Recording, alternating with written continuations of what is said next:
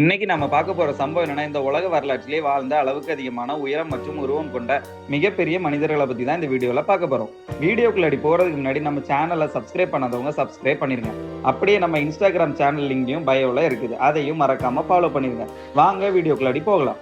Number 1, Robert Wadlow. அமெரிக்காவின் இல்லினாய்ஸ்ல 1918 பிறந்தவர் தான் ராபர்ட் வெய்ட்லோ. இதுவரை பதிவு செய்யப்பட்டதிலே மிக உயரமான மனிதர் இவர் தான். இதுக்காக இவரோட பெயர் கின்னஸ் புக் ஆஃப் ரெக்கார்ட்லயும் இருக்குது. 1940 இவர் இறக்கும்போது இவரோட உயரம் 8 அடி 11 இன்ச்சு இருந்திருக்கு. அதாவது கிட்டத்தட்ட 9 அடி. இவரோட மூளையில இருக்கிற பிட்யூட்டரி கிளாண்ட்னு சொல்லப்படுற ஒரு பகுதி அதிகமான வளர்ச்சி ஹார்மோன்களை உருவாக்குனதுதான். இவருடைய இந்த அதீத வளர்ச்சி காரணம் ரொம்பவே சின்ன வயசுல இருந்தே இவரோட இந்த அளவுக்கு அதிகமான வளர்ச்சி தொடங்கி இருக்குது.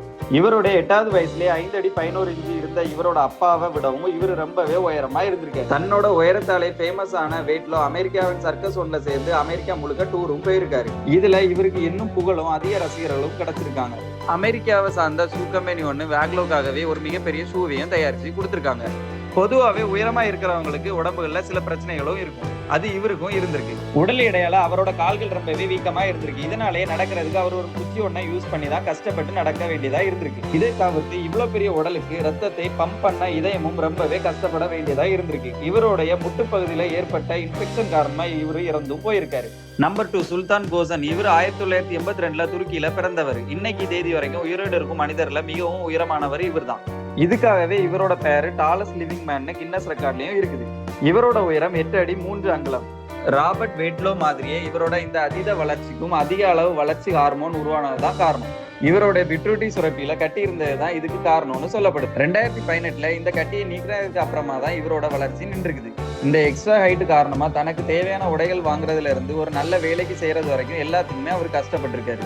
2009 இவர் கின்னஸ் புக்ல இடம் பிடிச்சதுக்கு அப்புறமா இவருக்கு நிறைய புகழ் கிடைச்சிருக்குது. இதன் காரணமா பல நாடுகளுக்கும் டிராவல் பண்ற வாய்ப்பும் பல டிவி ஷோல மற்றும் பல நிகழ்ச்சிகளும் பங்கேற்க வாய்ப்பும் கிடைச்சிருக்குது. 2013 இவருக்கு திருமணமும் நடந்திருக்கு. இவரோட ஒய்ஃபோட உயரம் 5 அடி 8 அங்குலம். நம்பர் 3, யாமிங். 1980 சைனால பிறந்த யாமிங் ஒரு ரிட்டையர்டான பாஸ்கெட் பால் பிளேயர். இவருடைய உயரம் 7 அடி 6 அங்குலம். இவருடைய இந்த அதிகமான உயரத்துக்கு காரணம் இவரோட ஜெனடிக்ஸ் தான். அதாவது இவருடைய பெற்றோர்கள் உயரமா இருந்த காரணத்தினாலே இவரோட உயரமும் அதிகமா இருந்திருக்கு.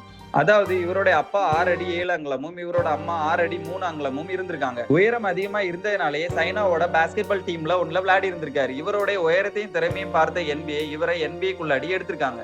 முதல்ல இவர் ஹியூஸ்டன் டீமுக்காக விளையாடி இருந்திருக்காரு. 9 வருட NBA கரியர்ல இவர் ஒரு முக்கியமான பிளேயரா இருந்திருக்காரு. 2016 Naismith memorial basketball half of ஃப்ரேம்ல இவருடைய பெயரும் சேர்க்கப்பட்டிருக்கு.